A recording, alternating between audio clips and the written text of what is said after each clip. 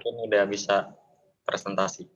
Oke, terima kasih Mas Adit. Assalamualaikum warahmatullahi wabarakatuh. Bapak Ibu sekalian, terima kasih telah hadir menyempatkan waktu di weekend ya, walaupun hari Sabtu, tapi masih tetap semangat nih untuk belajar dan mengetahui sebenarnya ada perkembangan apa sih di bidang pertanian saat ini.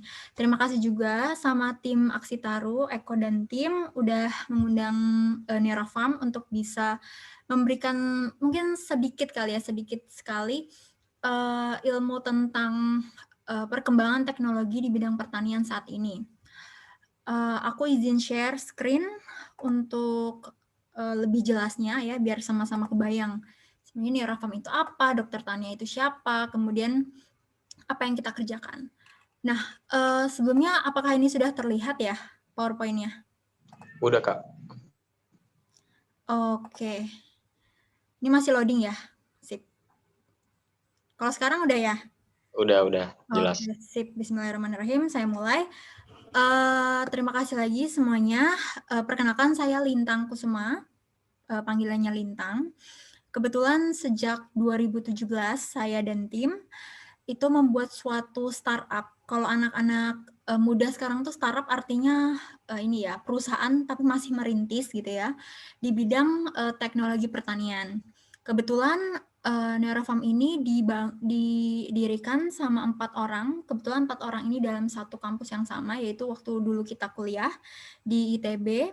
Kemudian kita berkumpul dan sama-sama diskusi nih, kira-kira apa sih masalah yang bisa kita atasi dengan kemampuan yang kita punya sekarang. Kemudian setelah panjang lebar, kemudian kita diskusi dengan petani, kemudian kita melihat secara lokasi secara langsung, terus lihat kemampuan kita saat itu seperti apa. Maka dari itu muncullah namanya startup atau perusahaan rintisan bernama Nerafarm. Jadi kita punya visi yaitu untuk membantu mencapai ketahanan pangan dan membangun agrikultur yang lebih berkelanjutan. Maksudnya seperti apa sih? Jadi tujuan Nerafarm ini nanti perusahaannya ke depannya ingin nih bagaimana caranya untuk bisa memberi makan dunia gitu, atau gimana caranya biar semua orang di at least di Indonesia, kalau nanti goals-nya atau tujuannya nanti di seluruh dunia bisa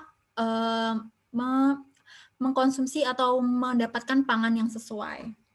Nah, tentunya pangan yang kita dapatkan itu kan sumbernya banyak. Ada ternak, kemudian kebun, ada dari juga lahan. Nah, untuk sekarang kita masih fokus di lahan. Jadi gimana caranya kita juga bisa memberikan pangan pada populasi masyarakat yang ada di dunia atau di Indonesia, tapi juga tetap mempertahankan ekosistem pertanian yang lebih baik. Jadi bukan yang kita benar-benar eksplorasi gitu ya, sampai lahan sendiri itu menjadi menurun atau tercemar dan lain hal.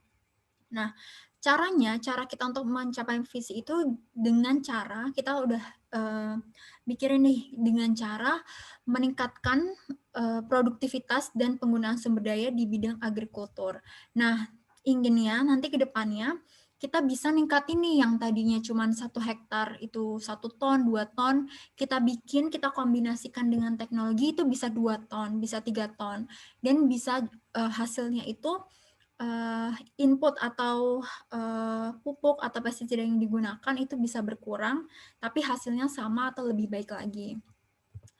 Nah, setiap hari di Nerafarm sendiri kita selalu men-challenge gitu ya, atau mempertanyakan diri kita gimana sih cara memenuhi pangan dunia. Kalau kita lihat gitu, kalau setelah kita ngobrol dengan petani, sowan, silaturahim dan segala macam selama 2 tahun kemarin, kita melihat bahwa adanya ketidakefisien yang terjadi di industri pertanian. Seperti apa? Contoh yang paling besar dan paling dirasakan oleh petani ya, selain permodalan dan pemasaran, yaitu yang di tengah-tengah nih, yaitu pas budidayanya. Banyak hasil lahan yang hilang akibat hama dan penyakit. Nah, riset membuktikan bahwa sekitar 20-40% hasil yang harusnya kita bisa panen gitu ya, ternyata hilang begitu saja akibat hama dan penyakit. Kalau dihitung-hitung kerugiannya sekitar 280 miliar rupiah hilang per tahun akibat hama dan penyakit. Nah, kenapa bisa hilang? Kenapa bisa rugi petani? Pertama, setelah kita balik lagi kita selalu asumsi yang kita tanyakan pasti akan kita langsung tanyakan ke petani. Itu pertama adalah pestisida yang digunakan itu sudah tidak mempan lagi. Kemudian yang kedua, kadang salah penanganan atau salah identifikasi. Jadi kadang ada beberapa hama penyakit itu yang samar-samar, kayak ini apakah kekurangan nitrogen atau ini akibat bercak daun, sehingga hasil misinterpretasi itu menghasilkan mishandling juga, pengendalian yang salah. Nah, di sini saya punya contoh gitu ya, namanya Pak Aceh. Beliau petani cabai yang ada di Sumedang. Pada tahun 2017 dia bisa panen cabai waktu itu 200 kilo sekali selama satu periode itu. Kemudian ketika mereka terkena satu penyakit yang tidak tahu itu kenapa, dan sebelumnya tahun-tahun sebelumnya tidak pernah terjadi penyakit tersebut, kemudian hilang. Ini hampir lebih dari 50% ya, sekitar 40 kilo. Itu yang dirasakan oleh petani, dan ini dari 200 ke 40 kilo dalam waktu setahun tentunya sangat merugikan, apalagi mungkin modal juga nggak balik, adanya juga capek, rugi, dan waktu. Nah, oleh karena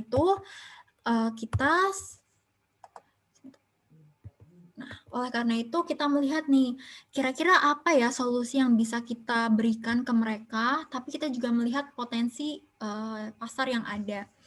Nah, setelah kita balik lagi, selalu kita tanyakan kepada diri kita secara kemampuan, kemudian potensi yang ada. Ternyata setelah kita riset itu sekitar 33 juta petani di luar sana itu memiliki keterbatasan akses dan informasi. Kemudian dilihat lagi dari sisi penyuluh pertanian yang ada sekarang itu hanya sekitar 35.000 totalnya di Indonesia.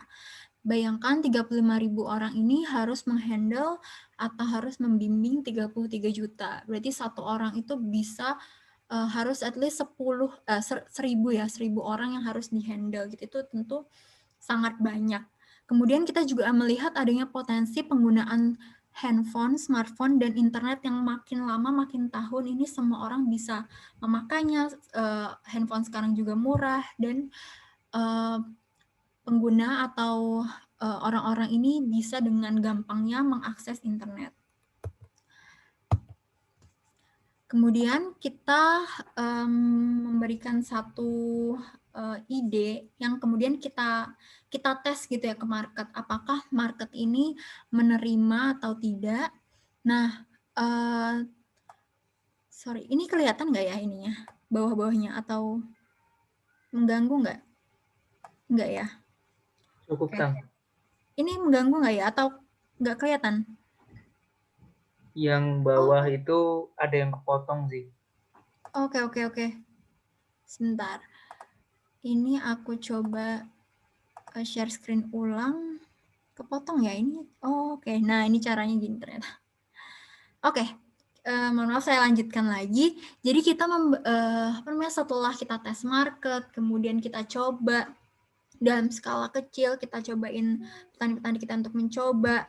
Yang awalnya dulu Dokter Tania, jadi nama aplikasinya adalah Dokter Tania. Kita bilangnya adalah asisten petani saat di lahan. Sebenarnya Dokter Tania ini nama aplikasi untuk manajemen pertanian.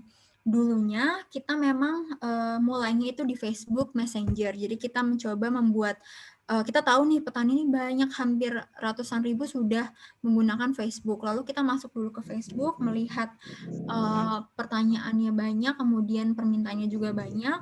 Akhirnya kita pindah ke aplikasi, yang mana aplikasi ini dibuat semudah mungkin untuk mereka bisa gunakan.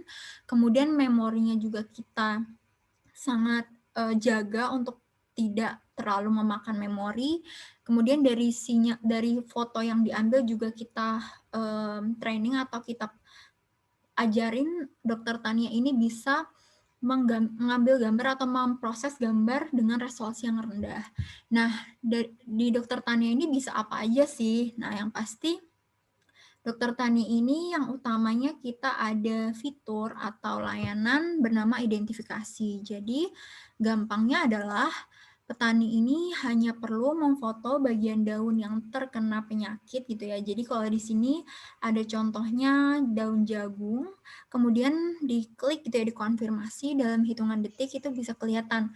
Oh ini nama penyakitnya karat daun, kemudian ada juga mengenai pengendalian gejala dan informasi terkait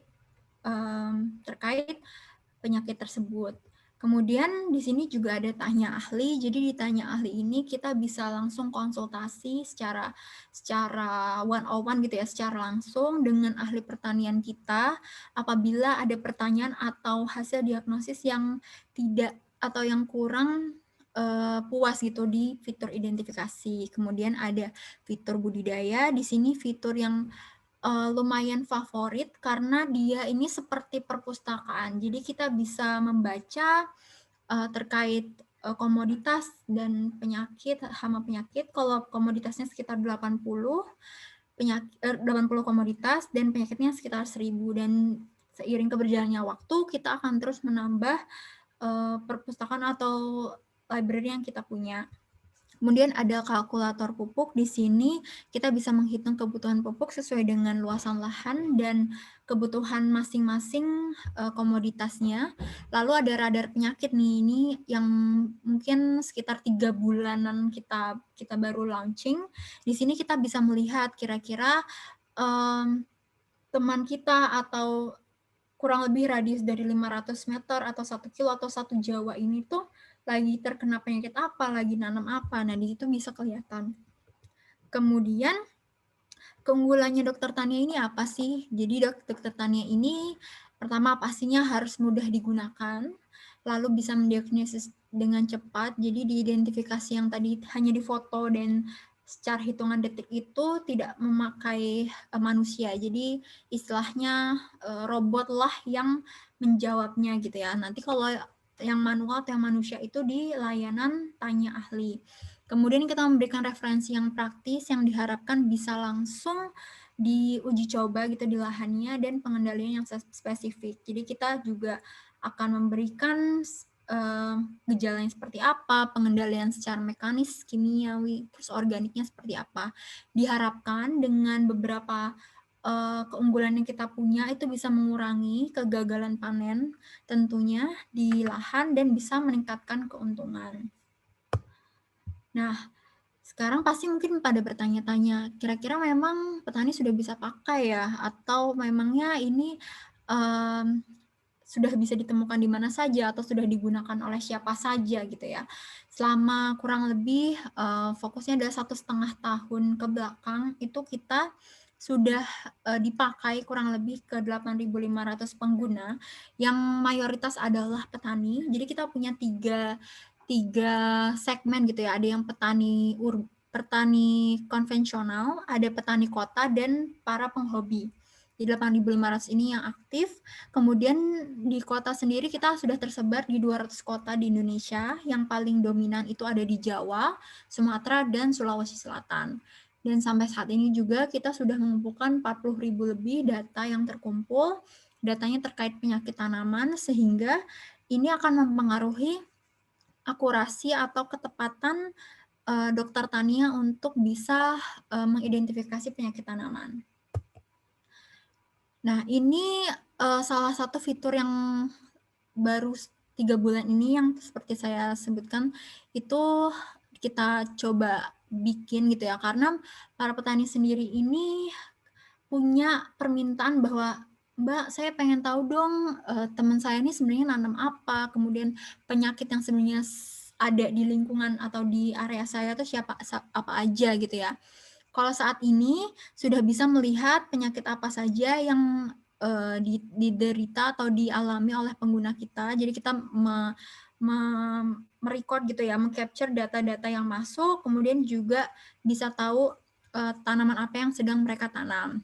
Untuk kedepannya kita akan lebih bisa diharapkan lebih bisa bermanfaat lagi. Kita bisa juga diharapkan nanti memperkirakan jumlah panen, kemudian bisa monitoring lahan, memberikan rekomendasi kira-kira tanaman apa yang sekiranya harusnya nanti pas 3 bulan atau pas panen itu bisa harganya tinggi gitu ya. Kemudian ada juga prediksi hama penyakit sesuai dengan gejala dan pola penyebarannya.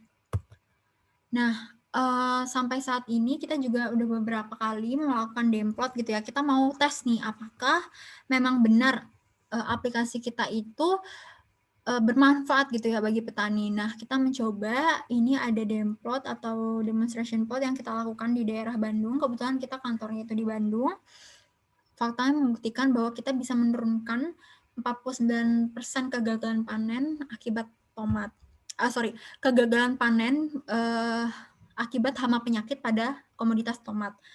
Nah, ini sesimpel kita memberitahu, Pak, ini harusnya dipupuknya segini, cuman segini loh, nggak usah banyak-banyak. Kemudian SOP-nya seperti ini untuk menanam segala macam itu bisa 50% menurunkan kegagalan panen. Kemudian kita juga bisa 70% mengurangi penggunaan pestisida dan pupuk. Tadi seperti jadi kita sebelum demplot itu kita analisis dulu tanahnya, apakah tanah ini sudah bisa atau sudah mengandung nitrogen yang banyak. Kalau nitrogennya banyak, buat apa kita nambah urea atau ZA lagi. Jadi lebih baik dikurangi nitrogennya karena ketersediaan di tanahnya sudah banyak, lalu kita alihkan misalnya ke nutrisi yang lebih membutuhkan lagi gitu.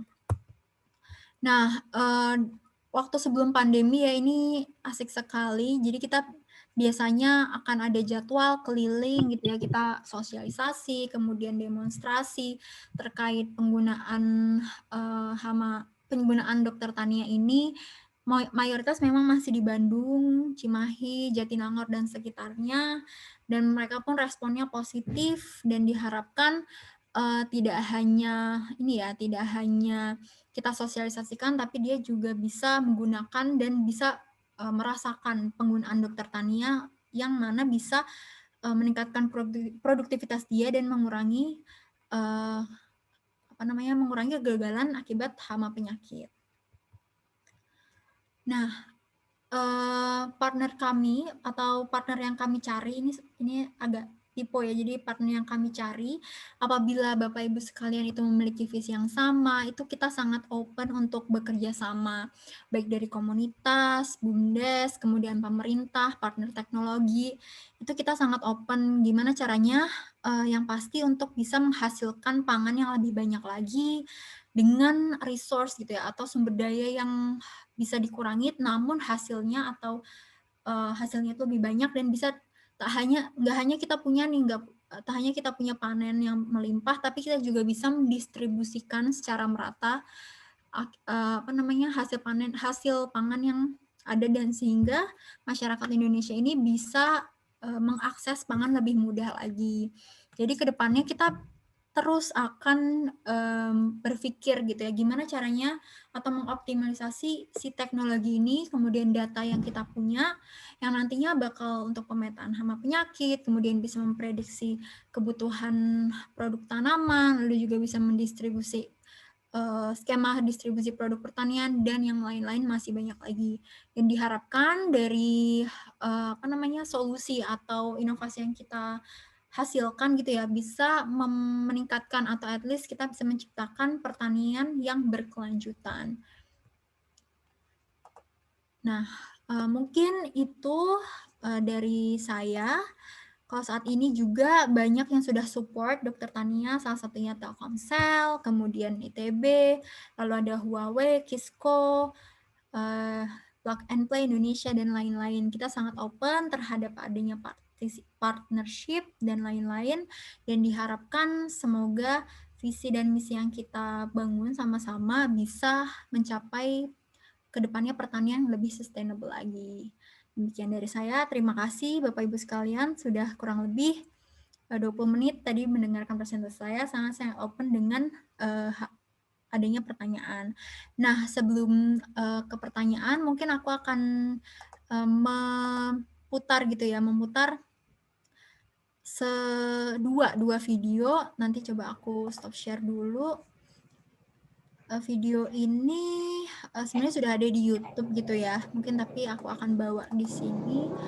Ada 2 video. Oke. Nanti boleh tes dulu ya, apakah kedengaran gitu ya suaranya.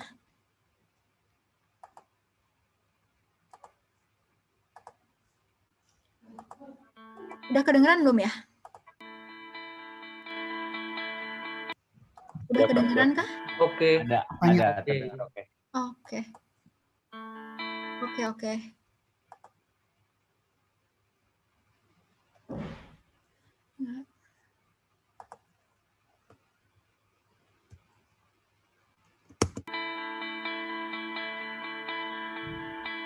Pertanyaan tentang bagaimana mencukupi kebutuhan pangan itu kan sudah lama ya ada. Tapi kenapa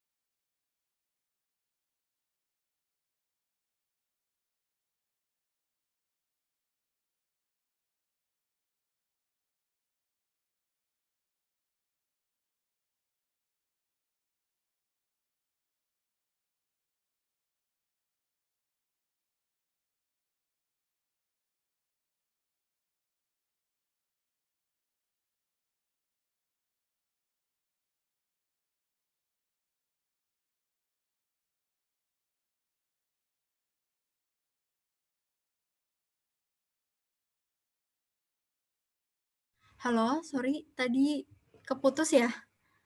Iya, Lin. Oke. Iya, tadi sempat mati sebentar internetnya. Ini aku lanjutin ya. Udah kelihatan belum ya? Sudah. Oke.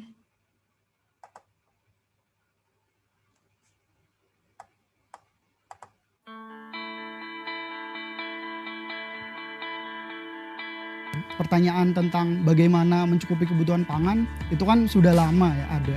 Tapi kenapa sampai sekarang kita belum bisa menyelesaikannya? Kalau tim Nyora Farm tidak memulai, mungkin ada banyak orang lain atau organisasi lain yang memulai dan menyelesaikan masalah serupa. Kekhawatiran saya sebenarnya kalau saya tidak mulai, saya mungkin tidak jadi bagian dari solusi tersebut.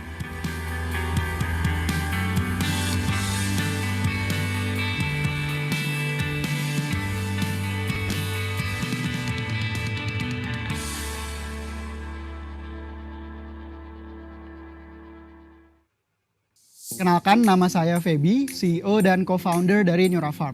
Nyora Farm adalah pemenang dari Wirausaha Muda Mandiri 2020, bidang sosial, kategori Business Existing. Dari kecil saya sudah memiliki ketertarikan terhadap teknologi dan juga internet, dan sejak itu saya memiliki mimpi untuk menciptakan solusi yang bisa membantu umat manusia di berbagai kegiatan. Nyora Farm adalah salah satu smart farming atau digital farming startup yang ada di Indonesia yang memiliki misi untuk meningkatkan produktivitas di industri agriculture menggunakan teknologi. Ini sebenarnya agak ironi karena Indonesia kan negara agraris, kita punya banyak petani, tapi petani kita kurang sejahtera dan masih banyak juga yang belum memiliki akses ke makanan maupun pangan yang sehat dan juga terjangkau. Nyora Farm berfokus kepada advisory atau nasihat untuk para petani terkait bagaimana menanam yang baik, cara memupuk yang baik, dan lain sebagainya.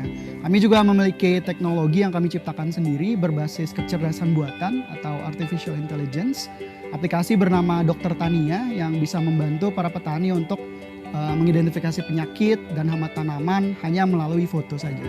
Petani bisa terhindar dari kerugian dan juga mereka bisa jadi lebih profitable lagi. Bangun Nyora Farm ini salah satu yang tersulit. Industri teknologi di Indonesia sedang tren. Kalau jadi programmer di tempat lain mungkin bisa dapat gaji yang lebih tinggi, kemudian dapat karir yang lebih stabil dan lain sebagainya. Saat berbicara tentang dampak, sebenarnya kita nggak harus memulai sesuatu sendiri ya. Dengan bergabung ke company lain, mungkin dampaknya akan jauh lebih besar. Balik lagi ke personal goals dan juga learning, pembelajaran yang didapat.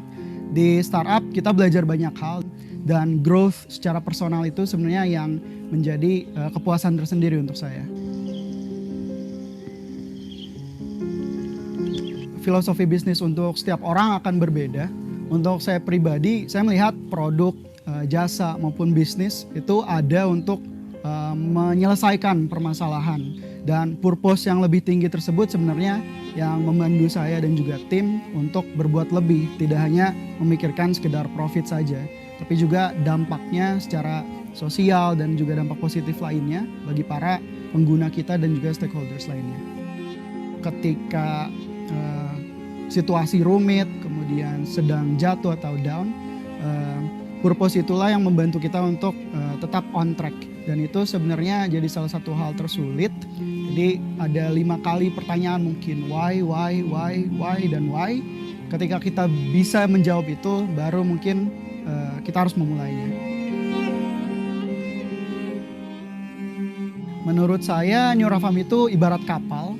Jadi sebenarnya kendaraan yang membantu kita untuk mencapai destinasi yang kita inginkan. Dan destinasinya mungkin berubah. Untuk sekarang kita berfokus ke agriculture, tapi di masa mendatang mungkin akan jadi jauh lebih besar lagi. Salah satu hal yang membuat bekerja di Neurafam ini membahagiakan ini adalah saat ketemu langsung dengan para petani, ngobrol dengan mereka dan melihat sendiri solusi yang kita buat ternyata sangat bermanfaat untuk mereka. Dan karena pekerjaan itu menghabiskan sebagian hidup kita, pertanyaannya justru menjadi kenapa kita tidak menghabiskan sebagian hidup kita dengan hal-hal yang membuat kita bahagia.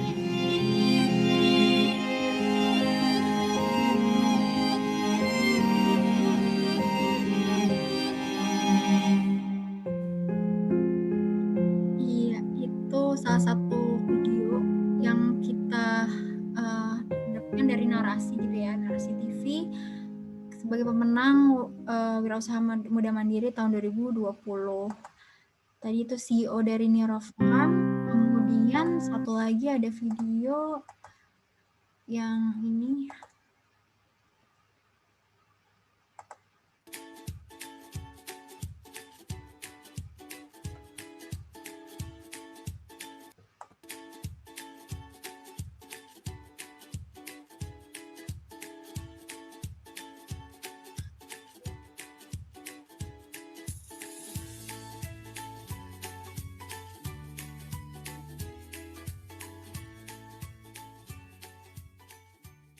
Oke.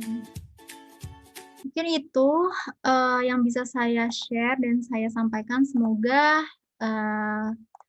ada yang bisa diambil gitu ya, ada yang bisa dipelajari dari cerita atau presentasi yang saya sampaikan.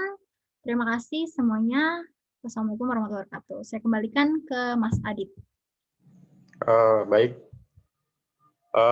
Terima kasih Kak Lintang yang udah presentasi yang cukup baik ya. Ini kayak jadi membuat gambaran kita lah. Sebenarnya banyak adalah teknologi yang sebenarnya bisa dimanfaatkan secara masif gitu sebenarnya. Ini udah ada pertanyaan sih Kak gitu dari chat, mungkin bisa sambil dibaca juga. Ini antusias peserta juga, aplikasinya sangat keren Mbak gitu katanya. Banyak yang bilang ini bagus kok untuk membantu kita juga, khususnya petani ya, petani di Indonesia. Apalagi Indonesia ini sebuah negara agraris yang jika diolah dengan baik bisa menghasilkan produktivitas yang lebih tinggi lagi. Baik, Bapak Ibu juga bisa open mic kalau ingin langsung bertanya gitu. Silakan. Jadi di sini memang udah ada nih Kak gitu. Ini aplikasinya gratis ya Kak gitu. Mungkin ada pertanyaan seperti itu. Mungkin ada di berbayar itu di bagian mana gitu, mungkin kayak gitu Kak. Betul. Oke, kalau untuk saat ini aplikasi Tania ini hanya untuk pengguna Android ya, dan pengguna Android bisa langsung buka Play Store, ketik Dokter Tania atau DR Tania, Kemudian nanti bisa download. Untuk downloadnya sekarang ini ada yang masih gratis semua. Tapi ada beberapa layanan yang nantinya udah kita kembangkan dan ada yang berbayar. Nah, untuk yang berbayar itu bedanya apa? Apabila tanya ahli, kan ada fitur atau layanan tanya ahli bisa bertanya kepada ahli agronomis kita. Untuk yang berbayar itu tidak terbatas mau berapa pertanyaan. Kalau untuk yang free itu hanya tiga kali sebulan saja. Nah, ada juga beberapa fitur yang kita lock gitu ya untuk berbayar. Namun yang berbayar ini juga sangat affordable, sangat murah, hanya 20 sampai 25.000 per bulan untuk biaya berlangganannya. Namun kalau mau free atau mau coba-coba dulu atau mau free trial selama 7 hari itu juga bisa. Itu bisa mendapatkan semua layanan secara full di Dokter Tania. Jadi kalau yang mau coba-coba silahkan, masih gratis sampai sekarang. Oke, Kak. Ya mungkin menjawab ya Ibu Desi dari pertanyaannya. Ini juga ada pertanyaan lagi dari Ibu Desi nih Kak. Dalam chat, apakah untuk tanaman tertentu atau bisa untuk semua tanaman gitu? Misalnya tanaman perkebunan. Jadi untuk Dokter Tania ini kan fitur utamanya sebenarnya ada 2 ya. Ada fitur tanya ahli, yaitu pertanyaan yang masuk itu dijawab dengan ahli pertanian kita secara manual. Kemudian yang kedua itu fitur identifikasi. Jadi identifikasi ini yang jawab adalah mesin gitu ya, robot. Nah, perbedaannya adalah perbedaannya adalah yang satu pakai yang jawab itu pakai robot, yang satu pakai manusia. Nah, yang untuk robot ini identifikasi itu baru terbatas sekitar kurang lebih 10 komoditas gitu ya, 10 komoditas seperti tomat, kemudian kedelai, jagung, kebanyakan tanaman pangan yang untuk identifikasinya. Namun, seperti tanaman perkebunan itu bisa juga ditanyakan, tapi pakai layanan fitur tanya ahli. Jadi tanya ahli karena ini manusia yang jawab, jadi bisa semua tanaman, baik itu perkebunan, atau pangan, atau kayu itu juga bisa kita coba bantu. Begitu, Mas. Begitu ya, Bu ya? Iya, Ibu mungkin ada tanggapan buat Kak Lintangnya biar langsung jelas atau ada pertanyaan lagi, Bu? Bisa open mic aja. Dan teman-teman jika ada pertanyaan bisa di chat juga atau open mic. Oke, boleh deh ya, tapi nggak usah open video, nggak apa-apa ya? Oh, nggak apa-apa. Ya, nggak apa-apa. Silakan, Bu. Mbak Lintang, ini kayak teman-teman dari ITB ya? Iya, Bu, betul. Ya. Saya dulu juga pernah kuliah di ITB sih, tapi S2 udah lama. Berarti pemenang ini ya, dari Mandiri ya? Ya, alhamdulillah tahun lalu. Ya, tahun berapa ya? Mungkin 2 tahun lalu pernah tuh dari Universitas Bina Dharma Palembang. Ibu dari Palembang. Itu juga kita pernah menang untuk program mandiri gitu ya. Cuman mungkin bukan pertanian. Nah, kan kalau di Palembang ini kan kebanyakan perkebunan ya. Sementara kalau ini kan memang khusus di kayaknya kelihatannya banyak ke sayuran, ke daerah Bandung yang banyak sayuran dan sebagainya. Bagus juga tuh sebenarnya kalau dikembangkannya untuk bisa dikembangkan database-nya lebih banyak ke tanaman seperti itu. Kalau di sini kan banyak mungkin karet, kelapa sawit kayak gitu ya. Jadi mungkin agak beda, mungkin nggak bisa dijawab sama robot tapi sama ahlinya. Nah, karena tadi Ibu tuh masuknya agak telat ya. Sementara kalau neurofarm-nya itu sendiri itu kalau misalnya tadi tadi katanya terbuka untuk kerjasama ya sama BUMDes dan lain sebagainya. Kebetulan Ibu juga masuk tuh di tim BUMDes gitu ya. Terus kira-kira yang dibuka kerjasamanya tuh apa, Mbak Lintang? Pengen tahu deh. Oke. Itu aja deh. Thank you ya. Baik, terima kasih Bu Desi dari Palembang ya Bu ya, salam kenal. Jadi ya tadi yang perkebunan tadi sendiri seperti kelapa sawit, kemudian karet. Kebetulan karena mayoritas pengguna kita itu ada di Sumatera, Jawa sama Sulawesi Selatan, kita juga fokus ke situ. Jadi untuk yang tanya ahli dan fitur budidaya itu sudah tersedia karet, kelapa sawit, kopi gitu ya. Itu sudah ada. Kemudian dari pertanyaan yang kedua, ini ya kerjasama BUMDes. Jadi beberapa waktu lalu mungkin kita belum bergerilya nih untuk open sama BUMDes sebelumnya. Cuman kita udah punya beberapa draft gitu ya, Bu ya. Jadi yang pertama ini kita harap kita bisa kerjasama pertama dari segi ini pengumpulan database. Jadi mungkin kalau desanya itu memang desa khusus pertanian gitu ya, memang potensinya pertaniannya bagus, kita open untuk kemitraan pengumpulan database. Jadi pengumpulan database itu seperti apa? Jadi kita mengumpulkan database hama penyakit, foto-fotonya, lalu nanti kita akan memberikan sejumlah insentif gitu ya untuk bisa menukarkan dengan foto-foto itu. Kemudian yang kedua, bisa juga kita bantu di sisi demonstration plot-nya, atau nanti kita bantu untuk kalau di Palembang sepertinya masih ini ya Bu ya, kita masih fokus di Jawa kalau untuk demplot dan pembimbingan petaninya. Kemudian mungkin saya bisa offer lagi terkait dengan hasil market access sih. Kita coba juga bantu semisal dibutuhkan adanya misal butuh pemasaran atau misalnya butuh permodalan, itu mungkin kita bisa bantu ke pihak-pihak yang mana bisa kita hubungkan lah dengan petani dan pihak tersebut, atau nanti skemanya seperti apa, kita sangat open nanti untuk diskusi. Kita juga harus eksplor nih kira-kira mungkin kan program BUMDes 1 dengan BUMDes yang lainnya kan berbeda-beda gitu ya. Nanti kita melihat potensinya seperti apa, kondisi masyarakatnya seperti apa, nanti kita bisa diskusikan lebih lanjut. Nanti mungkin saya bisa share kontak gitu ya untuk ada kontaknya iya. Nanti kita bisa diskus lebih lanjut. Kurang lebih gitu dulu ya Bu Desi. Oke, thank you. Ya, sama-sama. Oke, makasih Bu Desi atas pertanyaan dan tanggapannya.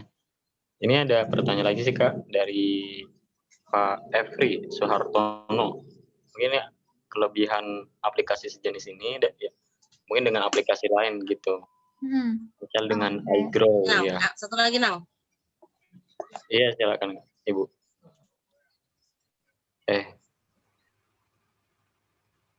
Ya ini juga ya mungkin dari Pak Efri ada 2 pertanyaan.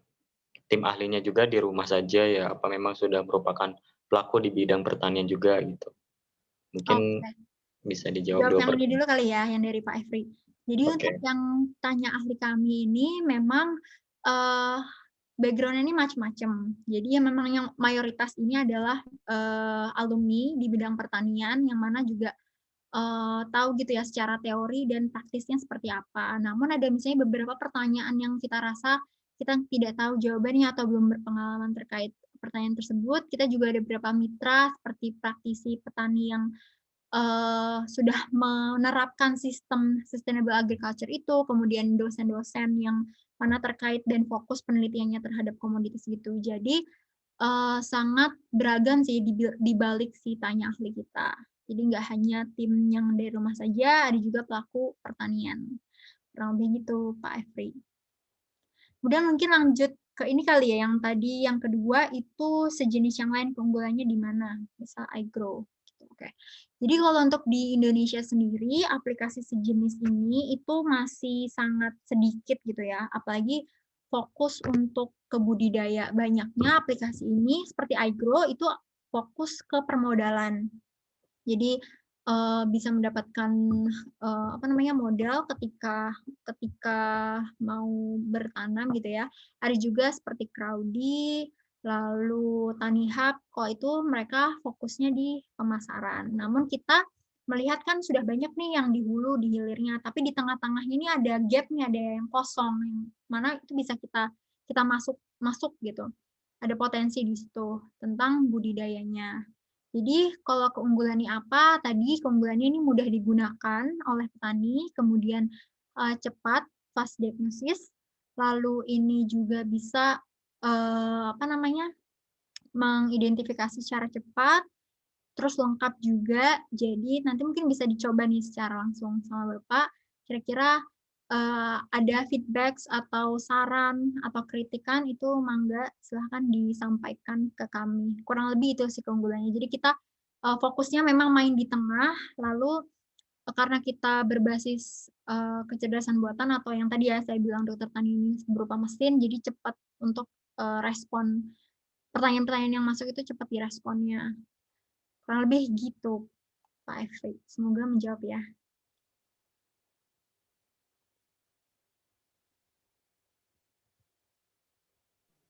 Oh, baik. Mungkin ada pertanyaan lagi atau Pak Efri mau menanggapi? Ada tanggapan dari Pak Efri? Silakan Pak, mungkin bisa juga atau bisa menanyakan langsung nih. Sepatu mau konsultasi juga sekalian kan, di sini masih gratis. Ya mungkin ada hal-hal yang ingin ditanyakan terkait pertanian, perkebunan yang lebih persoalan gitu. Ya, Aku share. Sudah cukup ini. oh baik Pak. Kemudian ini ada lagi apa tadi yang terkait ini ya, ada semacam program apa tadi kemitraan ya, apa maksudnya?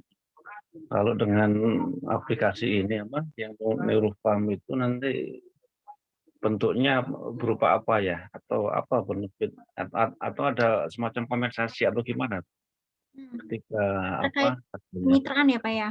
Ya. Oke, siap. Oke, izin menjawab. Jadi kalau misalnya oh ada pertanyaan baru lagi. Jadi kalau untuk kemitraan itu kita sebenarnya ada beberapa sih. Ada kurang lebih 2 gitu ya. 2. Yang satu itu terkait mitra database penyakit tanaman. Jadi apa hubungannya dengan dokter tania? Jadi tadi kan mesinnya dokter tania ini untuk identifikasi penyakit tanaman itu bisa mendiagnosis secara otomatis kan ya. Jadi tidak perlu menunggu orang manual yang jawab. Nah, untuk bisa akurasinya itu tinggi, kemudian ketepatannya itu juga baik, itu kita perlu mengajari mesinnya ini dengan foto-foto atau database yang sesuai atau yang kita mau kembangkan. Semisal gini, semisal tomat. Nah, tomat ini kan tidak hanya 1-2 penyakit aja kan, tapi misalnya ada 5 penyakit. Ada busuk batang, busuk akar, Cercospora, Sevoria gitu. Nah, untuk masing-masing penyakit ini kita butuh setidaknya 5.000 foto penyakit tanaman untuk bisa akurasinya itu sekitar 70%, 80%. Nah, makin banyak foto yang kita dapatkan, yang kita training, yang kita ajarkan ke dokter tani ini, bisa meningkatkan akurasi hasil nanti. Jadi itu sangat bermanfaat. Nah, untuk pendaftarannya sendiri kita biasanya sebar form, di situ nanti mengisi seperti nama, komoditas yang punya gitu ya, atau komoditas yang sedang terkena penyakit. Itu sekarang masih fokus ke 10 komoditas seperti buncis, tomat, kopi, jagung, padi. Nah, kalau misalnya punya komoditas tersebut dan lagi berpenyakit nih, itu bisa daftar, nanti mungkin setelah seminggu 2 minggu itu kita kontak, tim kami akan mengkontak dan akan menawarkan kerjasama.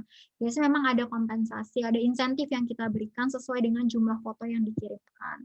Nanti untuk detailsnya mungkin formnya seperti apa, lalu mekanismenya seperti apa, nanti saya akan share kontak kali ya di akhir. Ini sambil saya chat juga untuk keterangan lebih lanjutnya gitu. Gitu ya Pak Efri, semoga menjawab. Oke, makasih banyak. Siap. Oh, baik, terima kasih Pak Efri.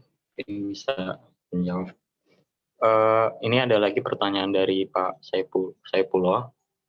Jadi karena saya baru 2 hari ini mengetahui aplikasi Dokter Tania dan belum banyak membuat konten yang ada di Dokter Tania.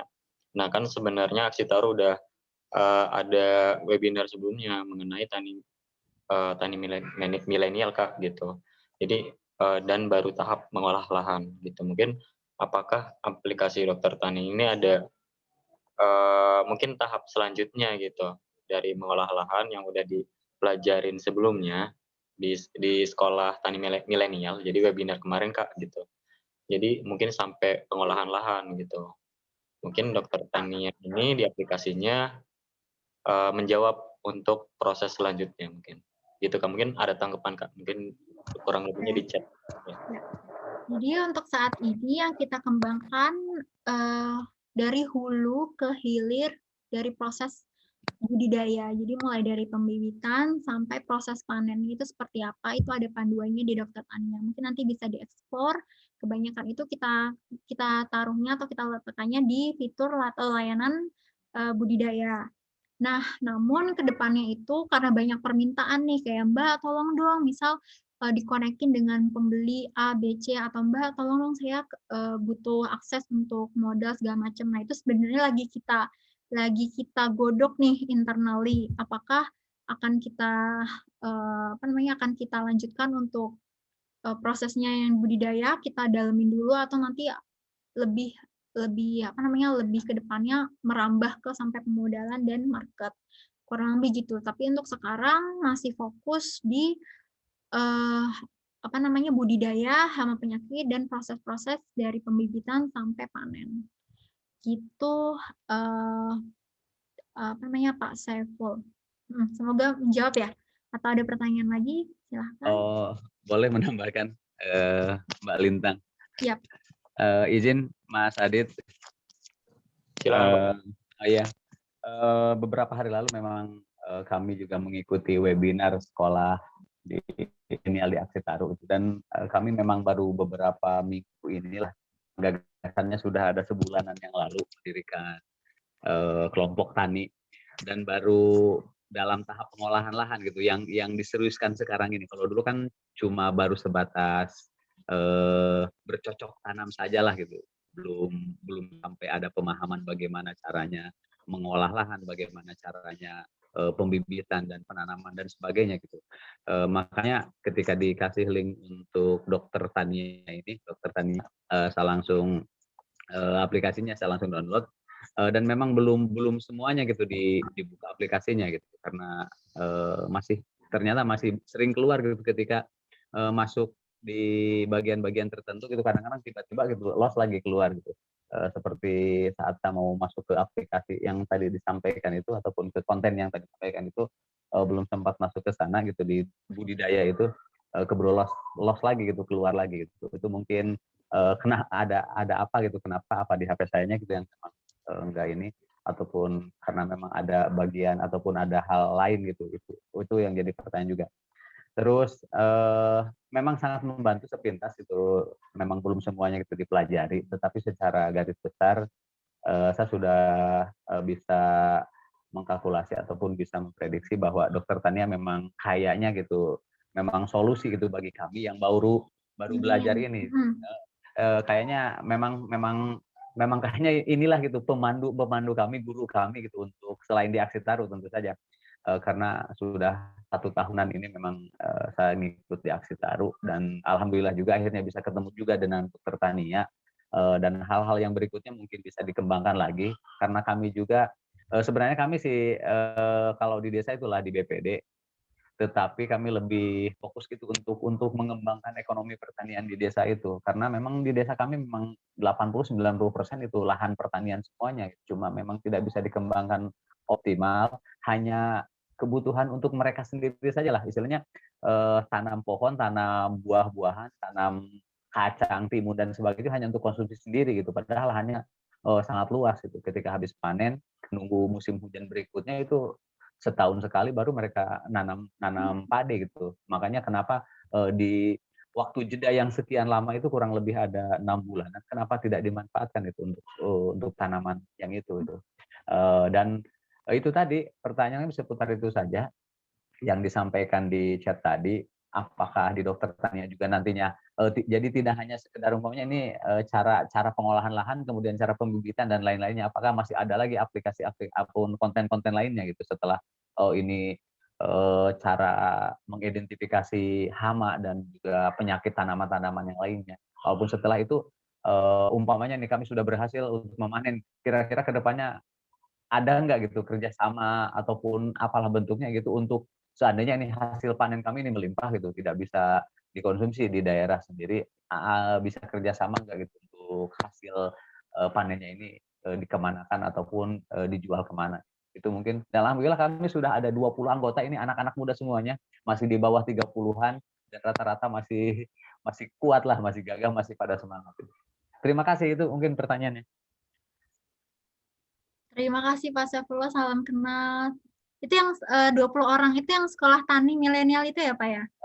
Kebetulan yang kemarin ngikuti sekolah tani itu cuma saya sendiri, karena Oh, di share linknya itu mereka punya kesibukan sendiri. Tetapi ada di hari keberapa ya, ada ya 2 orang yang ngikut itu setelah di share gitu. Ada yang ikut 2 orang itu.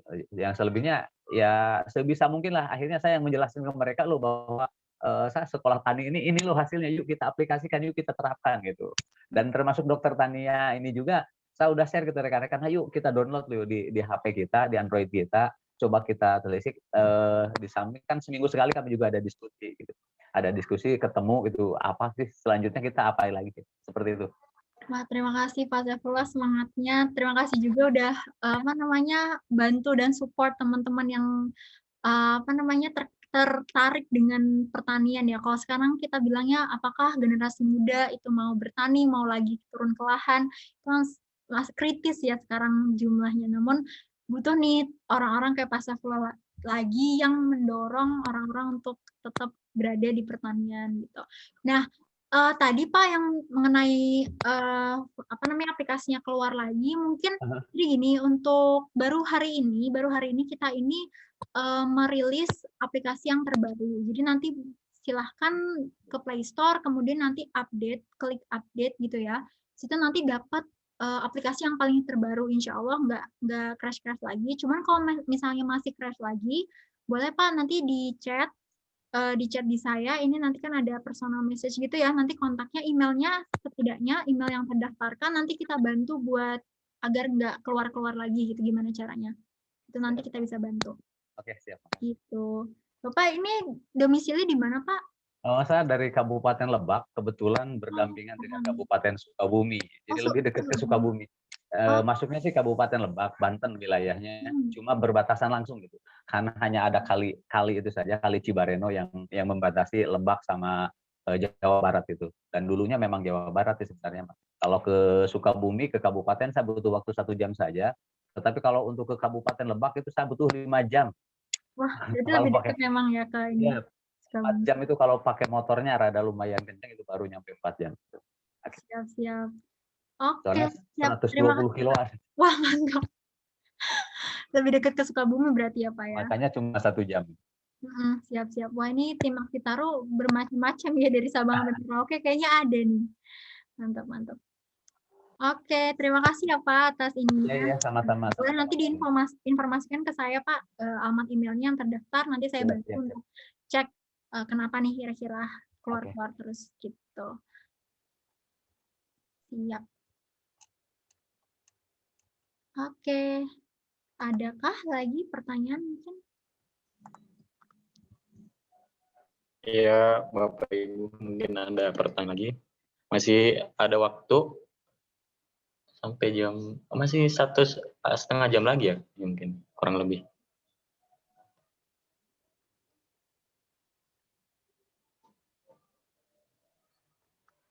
Iya gitu. Mungkin aku mau nanya sih Kak, boleh Kak? Silakan. Oke, mungkin yang sekolah tani kemarin kan ya aku juga dapat ilmu juga ya. Jadi kalau di Indonesia kan berbeda sama tropis sama subtropis gitu Kak. Mungkin ya kan, mungkin di sini kalau tropis kan lebih banyak mikroba yang mempengaruhi hama-hama di Indonesia gitu. Jadi memang persoalan pertanian kan karena hamanya gitu. Dengan iklim kita yang tropis, ya mungkin ya memang solusi dari Dokter Tania aplikasi ini kan ya memang persoalan Indonesia tuh sangat kompleks dan banyak gitulah. Ya pertanyaannya mungkin ya gimana sih Kak menanggapi, emang apa Dokter Tania ini mempertimbangkan itu Kak gitu. Indonesia kan dengan iklim tropis, subtropis, dan yang tropis itu menghasilkan produktivitasnya rendah gitu, itu yang sangat berpengaruh gitu Kak. Ya, oke. Jadi intinya apakah Dokter Tania ini juga mempertimbangkan aspek klimat, cuaca gitu ya, dan mungkin kondisi tanah kali ya, dan itu kan sangat beragam ya, mungkin di Palembang ini bisa ditanam, kemudian di Banten yang nggak bisa, itu sangat inilah sangat localized gitu ya. Jadi baru mungkin 2 bulan terakhir itu kita menyadari bahwa sadarnya sebenarnya udah lama ya, tapi eksekusinya itu baru sekitar 2 bulan yang lalu. Jadi kita membuat satu layanan lagi nih, mungkin tadi belum aku jabarkan. Jadi ini nama layanannya adalah analisis uji kondisi tanah. Jadi analisis kondisi tanah ini kita bisa mengetahui jumlah atau kualitas atau jumlah nitrogen, fosfor, kalium, kemudian pH-nya berapa, lalu bahan organik atau ya mikroba yang ada di tanah itu berapa. Jadi diharapkan dengan adanya kita tahu nih NPK-nya berapa, pH-nya berapa, itu bisa kita rekomendasikan terkait pupuknya, misalnya pupuk SP3-nya berapa, pupuk SP-nya berapa, pupuk KCL-nya berapa. Nah, itu bisa kita rekomendasikan berdasarkan hasil yang kita coba. Nah, kebetulan kita kerjasama nih sama Balai Penelitian Tanah untuk bisa analisis sampel tanah. Jadi biasanya nanti user gitu ya atau pengguna itu bisa mengirimkan sampelnya sekitar 500 gram itu, kemudian dikirimkan ke lab kami, nanti kami uji coba sekitar 3 harian, nah, udah ada nih ketahuan hasilnya. Di situ nanti akan kita berikan semacam surat rekomendasi gitu ya. Surat rekomendasi itu berupa rekomendasi pemupukannya, rekomendasi waktu pengaplikasiannya, sama kondisi di tanah Bapak Ibu sekalian ini fosfornya gimana, kaliumnya gimana, rendahkah, sangat tinggi atau sedang, kurang lebih kayak gitu. Jadi kita bisa apa istilahnya, kita bisa benar-benar mengetahui kondisi tanah ini tuh sebenarnya kenapa sih, atau apakah ketersediaan nitrogennya, fosfornya itu sudah sesuai gitu. Kalau misalnya udah banyak, udah melimpah, kenapa kita harus tambahkan urea lagi ya, tadi yang seperti teman saya mention di presentasi, kenapa kita harus nambah kalium lagi, KCl lagi kalau udah kaliumnya udah banyak. Jadi kita sangat istilahnya sangat mempertimbangkan kondisi lahan yang ditanam. Kemudian yang kedua itu masalah klimat ya. Jadi di aplikasi sendiri kita ada yang namanya perkiraan cuaca nih. Jadi ketika misalnya ada kondisi-kondisi seperti hujan lebat atau hujan ringan atau pokoknya kondisi sekitar 1 hari ke depannya, itu akan kita notifikasi gitu ya. Misalnya ngasih pemberitahuan, Bapak Ibu sekalian besok itu hujan, sebaiknya jangan nyemprot pestisida besok, atau Bapak Ibu hari ini sore ini nanti akan hujan, kayaknya hari ini jangan nyiram dulu deh karena udah hujan. Nah, hal-hal seperti itu kita juga track gitu ya, karena kita kan masing-masing tahu nih, oh ini penggunanya dari Sumatera Selatan, kemudian kabupatennya apa, kecamatannya apa, itu kita tahu berdasarkan lokasi. Jadi itu diharapkan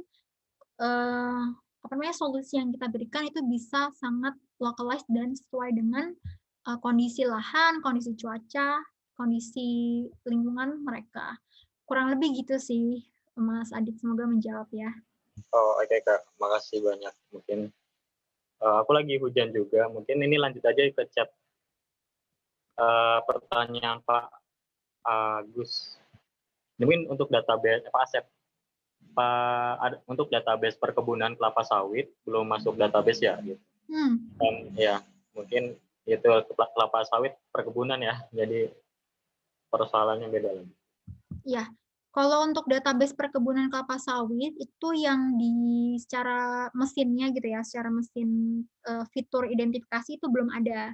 Jadi sekarang masih fokus di tanaman pangan dan hortikultura, tapi tidak menutup kemungkinan 6 bulan, 12 bulan ke depan apabila ada project gitu ya, ada permintaan yang besar, kita bisa bantu untuk training, atau kita bisa bantu mengajarkan aplikasinya untuk bisa identifikasi penyakit kelapa sawit. Namun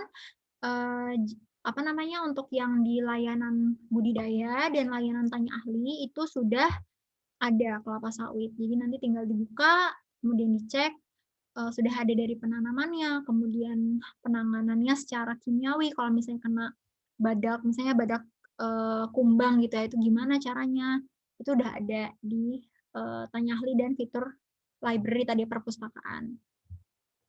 gitu. Ya, izin menambahkan nih Mas Adit terkait yang jasa analisis tanah itu apabila nanti mau coba gitu ya analisis tanahnya itu cuman sekitar 85.000 per sampel. Dari situ udah bisa dapat keterangan kondisi lahannya. Jadi satu sampel ini bisa mewakili 5 hektar.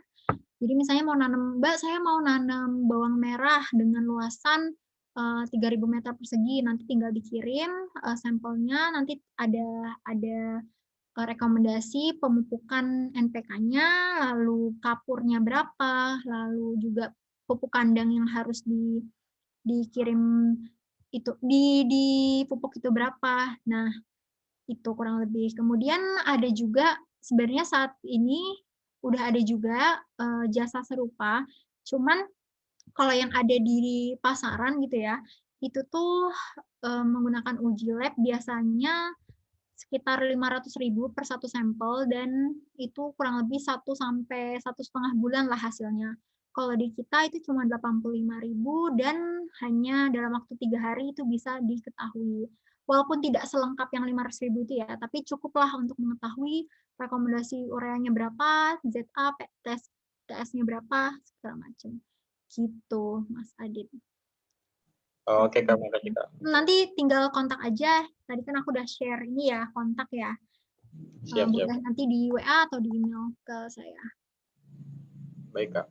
Makasih Kak, mungkin ini ada pertanyaan lagi juga Kak di kolom chat. Kalau yang Mas Feby, mungkin ini inovasi. Ini udah dijelasin ya sebenarnya Kak. Mungkin ditanggepin aja Kak. Iya, saya coba masuk di tim ini juga ya. Juara kategori apa? Oke. Jadi kalau selama 2 tahun ke belakang sih kita lumayan aktif nih Pak untuk mengikuti lomba secara nasional dan internasional. Cuman tadi seperti yang kalau video yang tadi kita buat itu hasil dari menang kita wirausaha mandiri, wirausaha muda mandiri. Jadi itu diselenggarakan oleh Narasi TV dan Bank Mandiri. Di situ kita juara 1 bidang social impact, bidang sosial. Jadi secara nasional gitu ya tahun 2020 tahun lalu. Gitu. Inovasi yang kita lombakan ya masih Dokter Tania. Jadi kita coba untuk bawa ke kompetisi dan ternyata responnya cukup positif dari mereka. Gitu. Semoga menjawab ya, Pak Efri. Oke. Mungkin ini udah terjawab semua ya pertanyaan-pertanyaannya. Mungkin ini dari Mas Eko. Ini udah masih ada nih. Nanti penutup aja Mas Eko ya. Kalau Ini yang Mas ada lagi nih, Mas. Kalau untuk di budidaya, iya udah ada. Untuk aplikasi pemakaian pupuk. Kalau untuk budidaya hortikultura ya aplikasi pemakaian pupuk yang tepat untuk tahu unsur hara itu mungkin bisa dijelasin lagi Kak. Sebenarnya udah tadi ya. Oke, jadi iya tadi kurang lebih 2 bulan ke belakang itu kita bekerja sama dengan Balai Penelitian Tanah. Jadi kita bekerja samanya untuk bisa bantu analisis uji kondisi tanah secara kualitatif.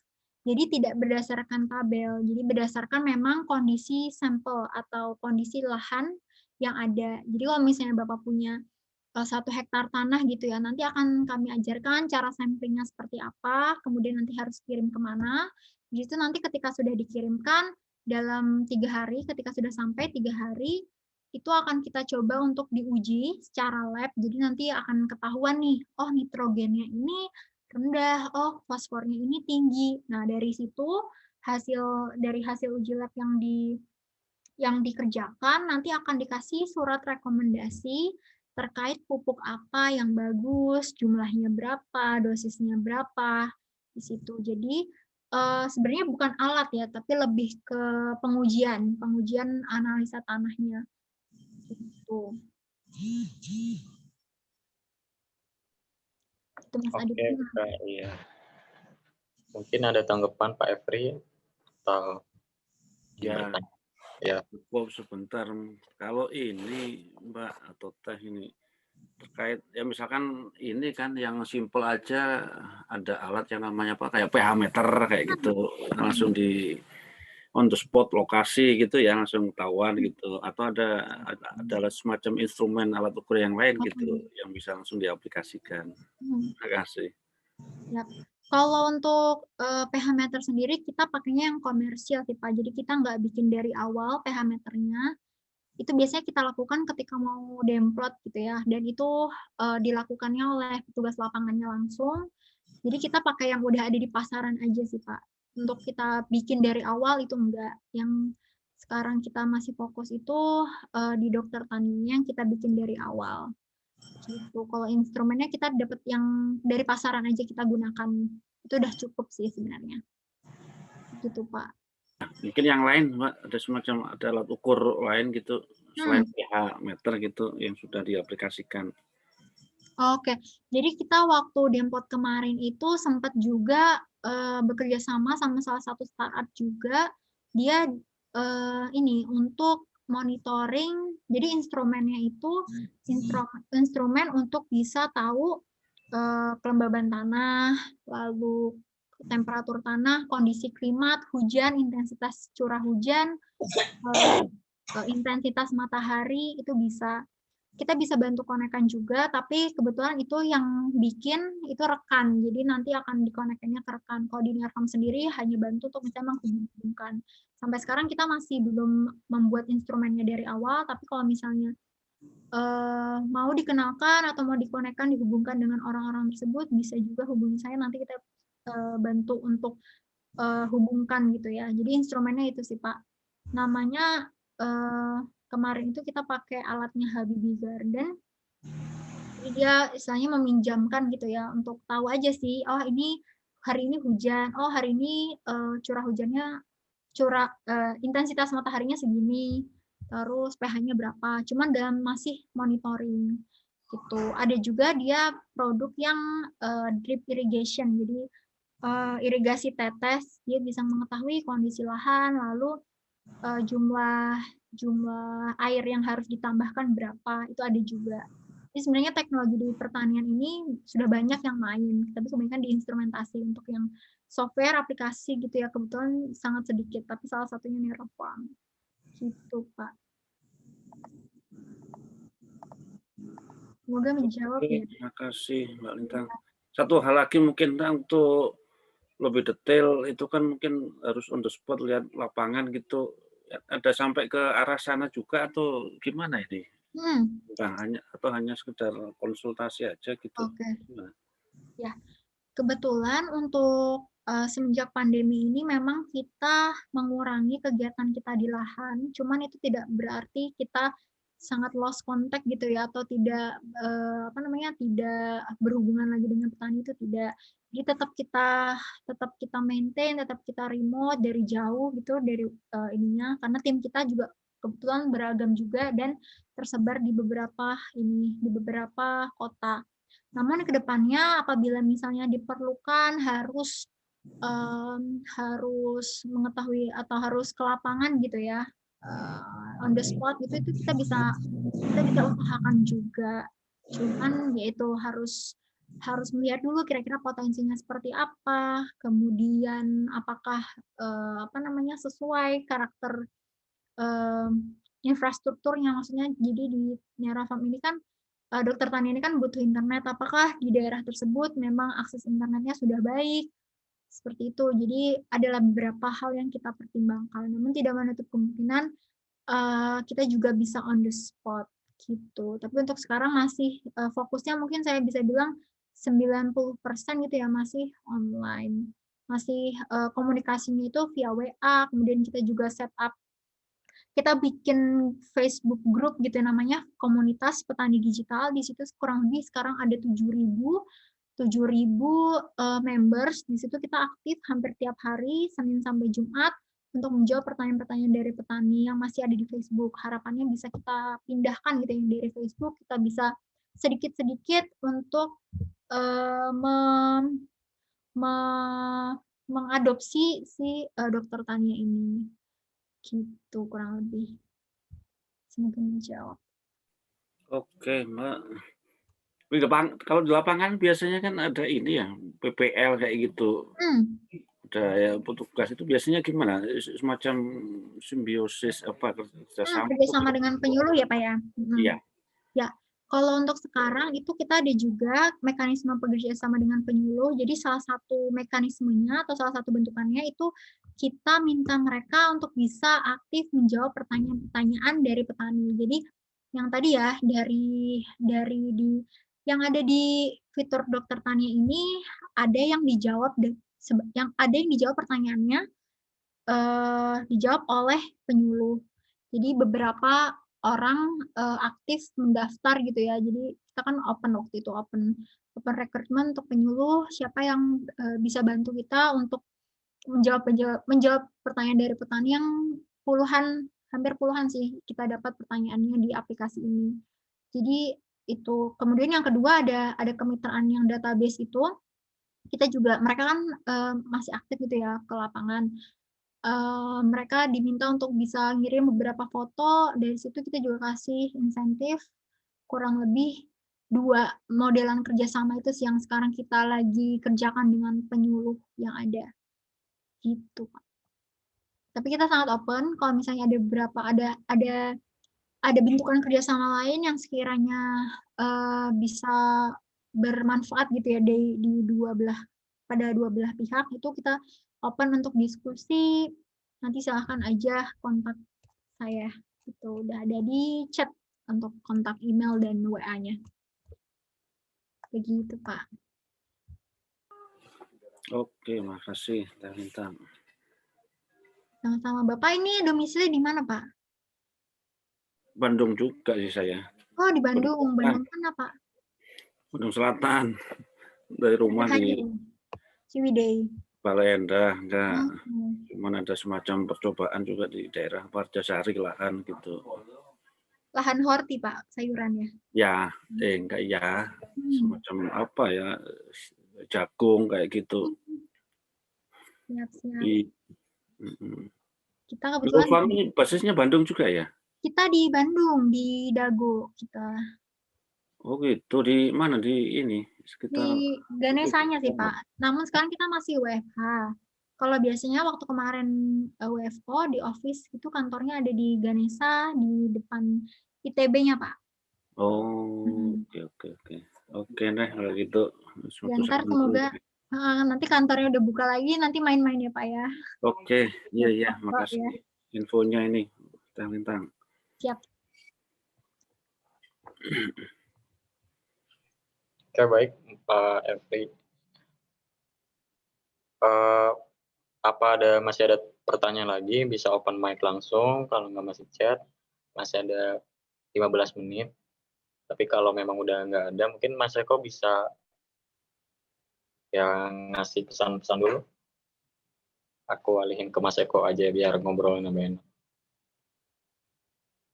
Halo Mas Eko. Iya. Ya, makasih Adit sudah memandu diskusi hari ini. Iya. Ya, terima kasih juga ke Mbak Lintang dan Mas Febi ini sudah hadir juga di sini. Bapak Ibu, kedua dari tim New Reform ini ya teman saya juga Bapak Ibu selama berkuliah dulu. Jadi kita juga sempat diskusi banyak Pak Saifullah dengan teman-teman New Reform, Pak.